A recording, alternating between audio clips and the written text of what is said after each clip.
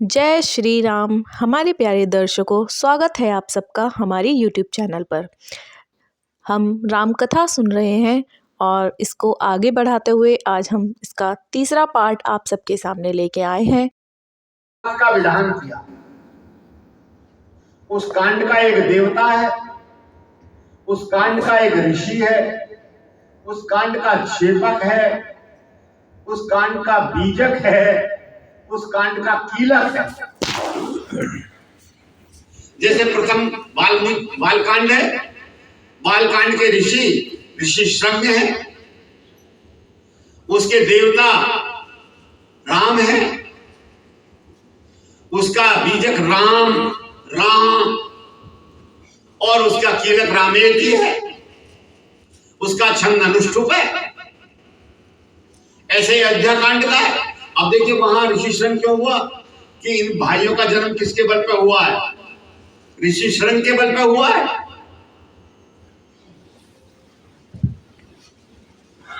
ऋषि श्रंग राम के बहनोई हैं, ये कल कथा में संकेत किया था नहीं किया। एक ये भी थोड़ी बता दें,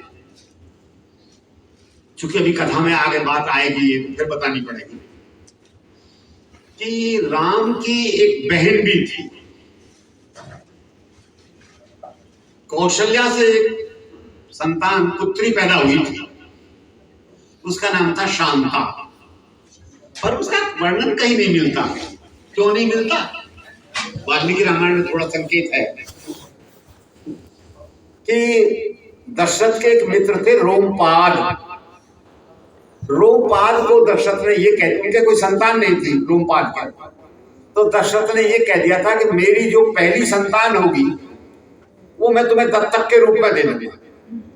तो शांता रोमपाद को दे दी गई थी और उस शांता का विवाह ऋषि श्रंग के साथ हुआ था और दशरथ का पुत्रेष्टि यज्ञ ऋषि श्रंग ने ही कराया था और उस यज्ञ में शांता भी आई थी।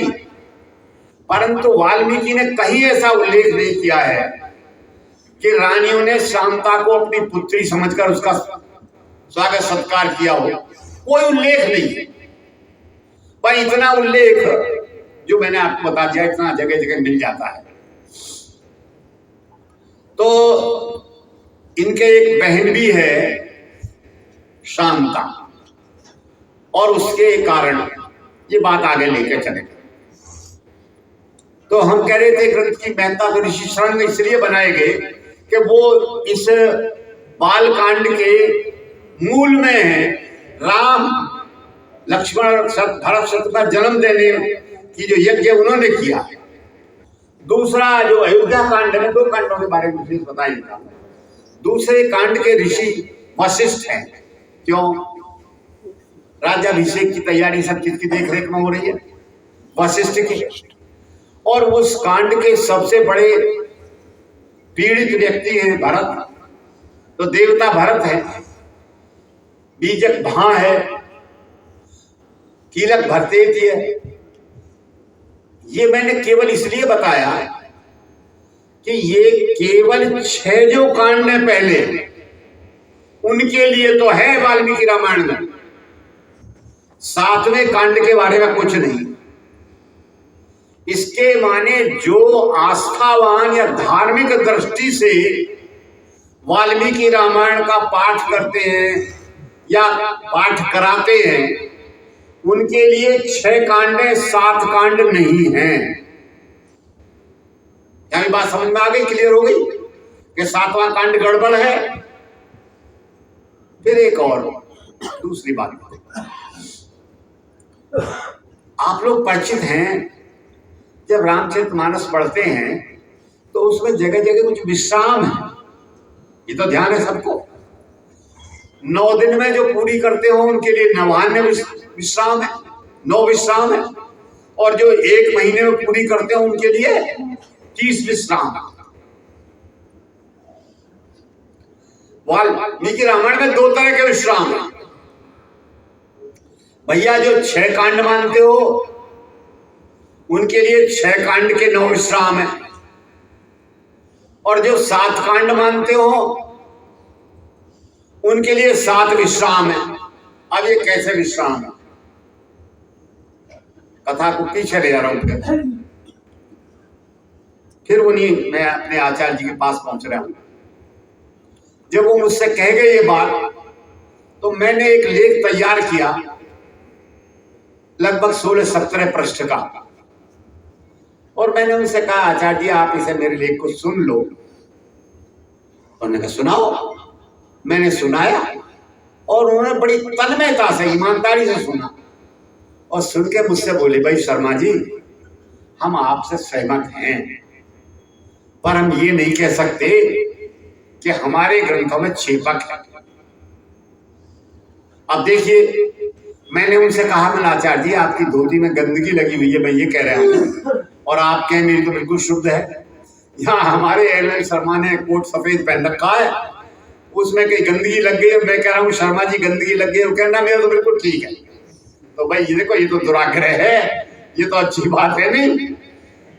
तो उसका परिणाम यह है कि कुछ लोग ऐसे हैं जो इस बात को स्वीकार करने को तैयार नहीं है कि हमारे ग्रंथों में छेपक है।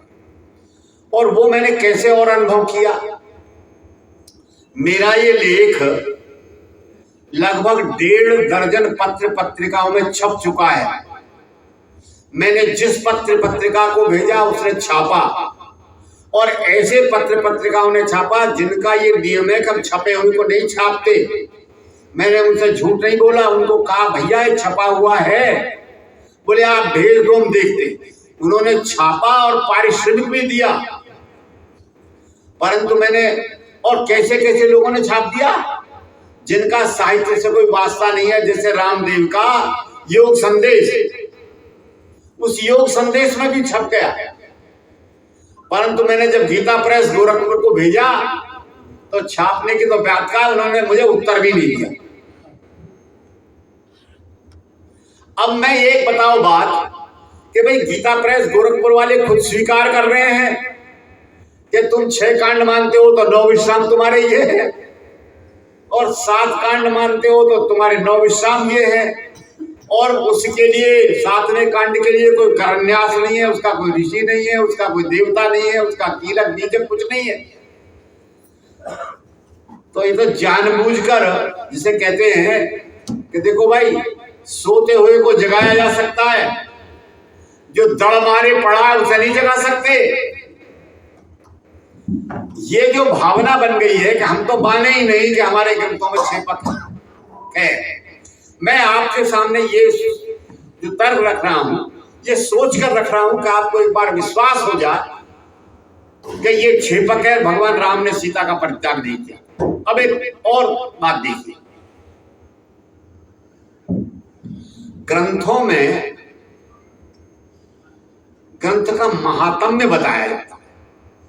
इस ग्रंथ को क्यों पढ़े तो बताता है देखो इस ग्रंथ के पढ़ने से ये पुण्य मिलेगा, और उसकी 2 शैली है।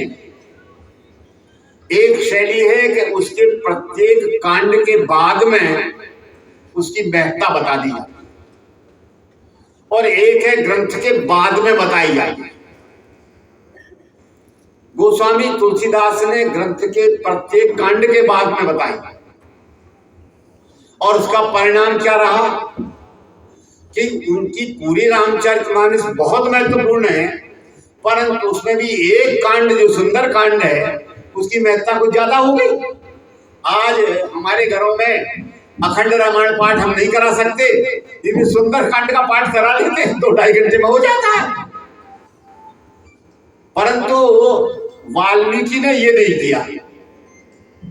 वाल्मीकि ने अपने प्रारंभ के 5 कांडों में उनकी महत्ता नहीं बताई, यानी कांड की महत्ता नहीं है, ग्रंथ की महत्ता है। और ग्रंथ की महत्ता युद्ध कांड के अंत में बताई। अब देखिए गौर से बात, ये युद्ध कांड की महत्ता बताई। जो युद्ध कांड का 128वां सर्ग है, उसका शीर्षक ही है भरत के द्वारा राज्य का लौटाना, राम का राज्याभिषेक, राम का नगर भ्रमण, और भालू बानरों की विदाई, और ग्रंथ का महात्म भी, और लगभग 15-16 श्लोक में उन्होंने ग्रंथ की वैधता बताई कि उनके पढ़ने से ये लाभ है। इसका अर्थ क्या हुआ? इसका अर्थ वो ग्रंथ समाप्त हो गया भाई, छठे में समाप्त हो गया। और इससे बड़ी बात और दूसरी बात सुन, जो मेहमान आए हुए थे भालू बानर, सुग्रीव भी आए थे, विभीषण भी आए थे, उन सबका स्वागत सत्कार करके उनको विदा कर दिया गया। और वहां ये स्पष्ट लिख दिया कि सुग्रीव किष्किंधापुरी में पहुंच गए और विभीषण अपने श्रेष्ठ मित्रों के साथ लंकापुरी में चले गए। तो भाई कथा तो समाप्त हो गई। इसके माने कथा कहां तक है? युद्धकांड तक। तो ये उत्तरकांड कहां से आ गया? इसी पर तो संदेह। और उत्तरकांड में ही केवल 2 बातें जोड़ दी गई हैं। क्या? सीता परित्याग और शंभू का वध। अब उत्तरकांड को देखें। जब कथा चलती है तो कथा नायक के चारों ओर घूमती है।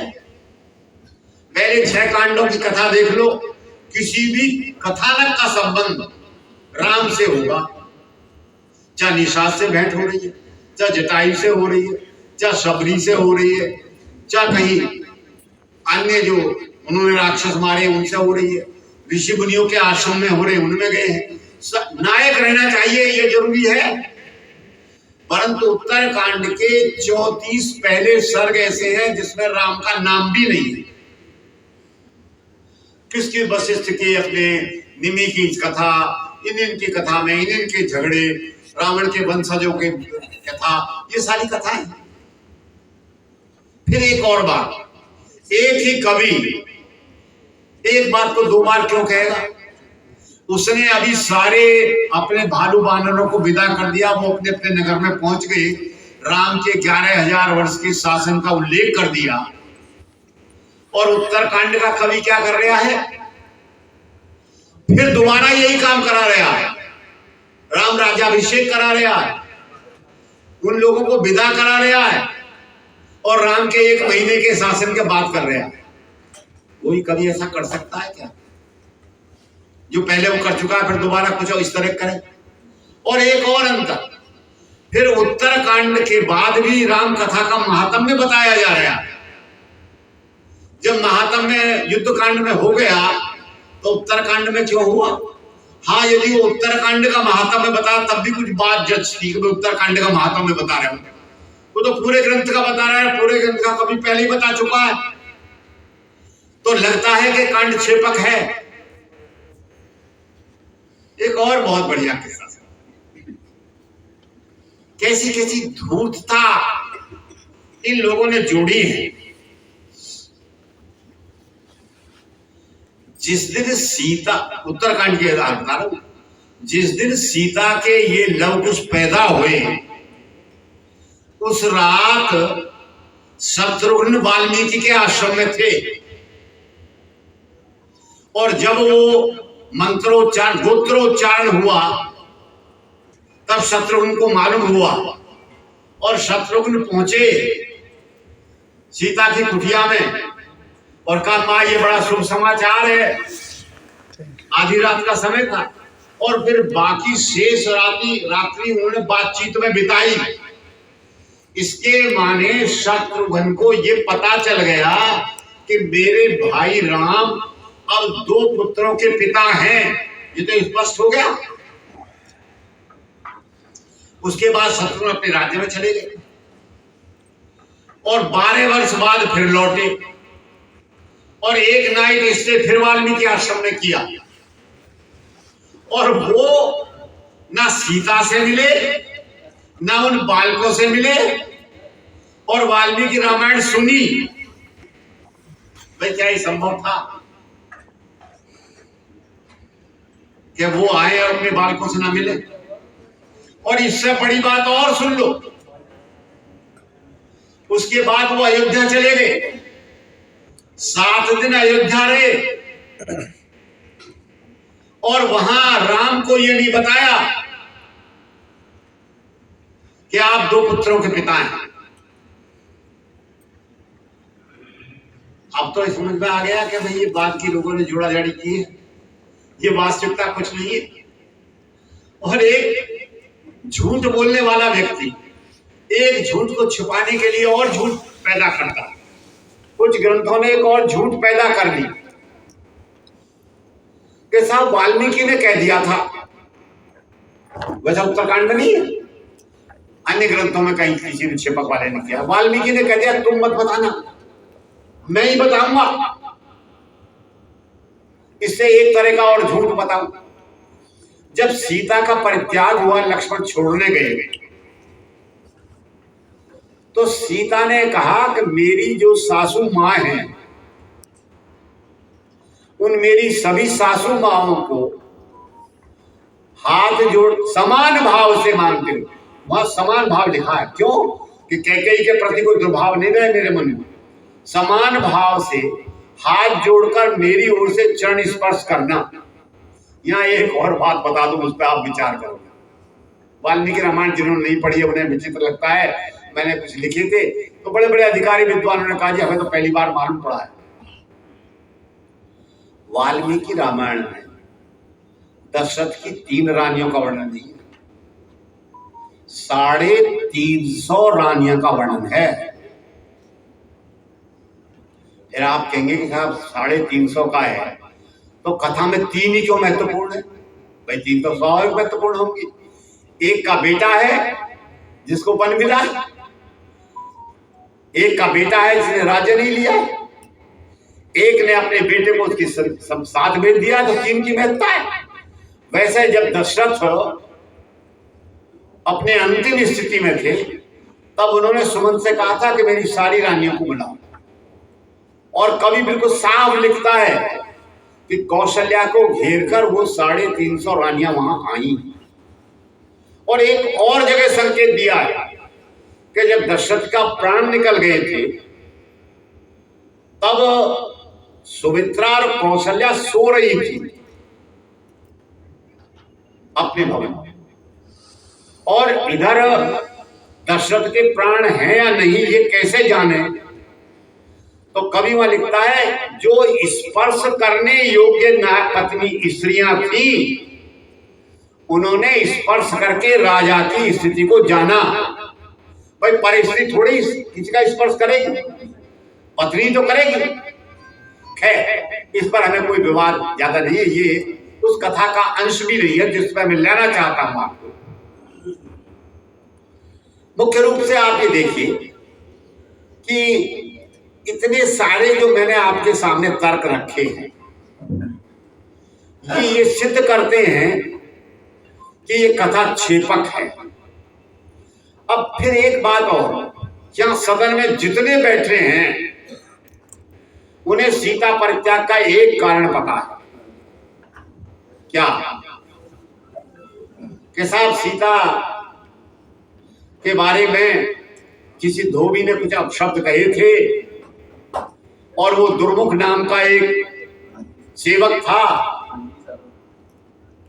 राजा का, राम का, उसने आके बताया कि साहब सीता के बारे में इस तरह की जनता में परेशानी है। इसके अतिरिक्त तो कुछ नहीं जानते आप लोग, ये जानते हैं? शायद नहीं जानते। अब आप ये देखिए कि मैं शायद आपको 1 दर्जन कारण बताऊंगा जिन कारणों से सीता परित्याग बताया गया है।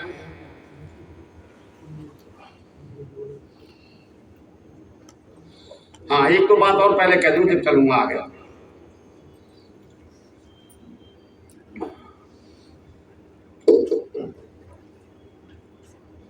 सीता परित्याग को हमारे समाज ने स्वीकार नहीं किया।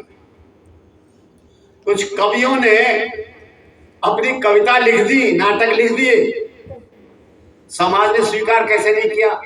हमारा सबसे बड़ा मंच है रामलीला, रामलीला कहाँ खत्म होती है?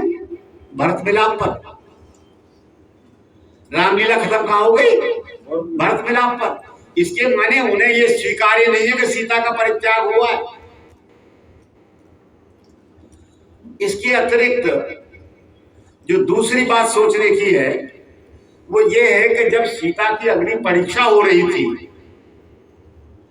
तो अग्नि परीक्षा से पूर्व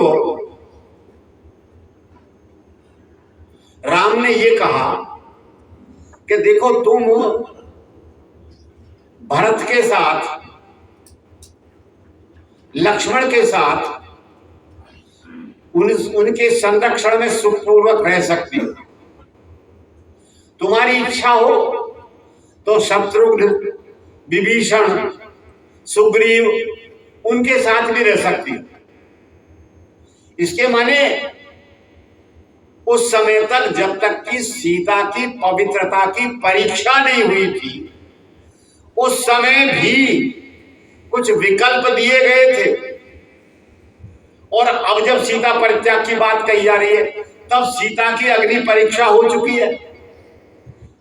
अग्निदेव ने स्वयं साक्षी बनकर कह दिया कि सीता पवित्र है और राम ने स्वयं स्वीकार कर लिया है।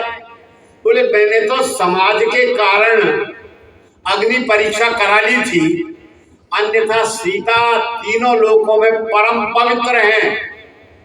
वो अग्नि के समान दुर्धर्ष हैं, उनका कोई स्पर्श नहीं कर सकता। और जैसे कोई मनस्वी पुरुष अपनी कीर्ति का त्याग नहीं कर सकता, मैं सीता का त्याग नहीं कर सकता। तो अब तो सीता के लिए सर्टिफिकेट भगवान राम खुद दे चुके हैं ना। और एक बात राम खुद कहते हैं, रामो दुर्मीना भास्ते, राम दो बात नहीं कहता, तो राम कैसे भूल गए? एक और राम ने या राम के पूर्वजों ने कोई ऐसा निर्णय नहीं लिया जो वो अकेले निर्णय ले रहे हैं। मैंने कल आपको बताया था कि दशरथ जब राज्याभिषेक की बात करते हैं तो अपने सभासदों से पूछते हैं और उनसे कहते हैं मेरा ये निर्णय है, यदि आपको उचित लगता हो तो मुझे बताइए, मैं काम आगे बढ़ाऊं, और आपको उचित ना लगता हो तो मुझे बताइए मैं क्या करूं। राम भी जब निर्णय लेते हैं तो पहले अपने उनसे सलाह मशवरा करते हैं। कल मैंने संकेत दिया था कि जब वो हनुमान से मित्रता करते हैं तो पहले लक्ष्मण को हम सुनते हैं, भाई बात कर लो तुम पहले। जब लक्ष्मण कहते हैं हाँ मित्रता लायक है तो मित्रता कर लेते हैं। जब वो सुग्रीव से पूछकर सुग्रीव बना करता है कि इस विभीषण से मत करो, परंतु वो अन्य से पूछते हैं, वो कहते हैं बात कर लो, बात हो। वह उनसे पूछकर सागर की वंदना करते हैं, सागर की पूजा करने का काम करते हैं।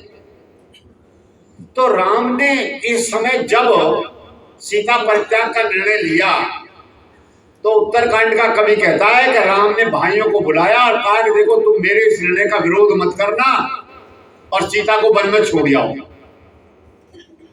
भाई यहां सलाह क्यों नहीं किसी की? और जब सीता को लक्ष्मण वन में छोड़कर चले तो सीता ने कहा, जो मैंने अभी आपको बताया, मेरी सासू माओं को कहना। तो सासू माँ कहां थी जब सीता को निकाला गया? गुरु वशिष्ठ कहां थे? मां अनसुईया कहां थी? क्यों छोड़ा? अब क्या उसकी भरपाई करी फिर इन शेपककारों ने कि भाई ये तो गलती हो गई? लोग तो पूछेंगे मन से कि इन तीनों माताओं ने या 350 माताओं ने विरोध क्यों नहीं किया? तो एक कल्पना कर ली गई। भवभूति का एक नाटक है उत्तर रामचरित, उसमें एक कल्पना कर ली गई कि साहब ऋषि शृंग के यहाँ एक यज्ञ हो रहा था और वो यज्ञ 12 वर्ष चल रहा था और सारी माताएं गुरु वशिष्ठ और उनकी पत्नी अरुंधति उस यज्ञ में गए हुए थे। इसे अंग्रेजी में फेस वॉशिंग कहते हैं। किसी तरह से इस तरह छुटकारा पाओ।